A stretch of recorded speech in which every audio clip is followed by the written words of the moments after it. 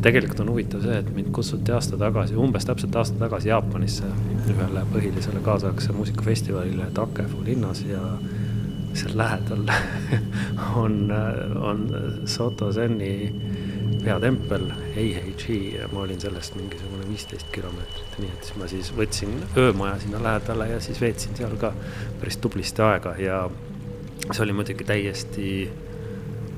selles mõttes raputav elamus, et ma nagu tutvusin selle kohaga ja elasin tasse sisse nii päeval kui öösel.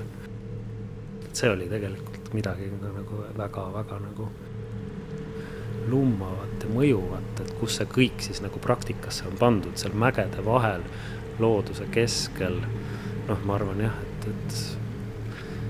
et eestlasele väga arusaadaval moel on ju, et olulised asjad sünnivad looduse keskel ja sünnivad sellest väga intiimsest suhtest loodusega.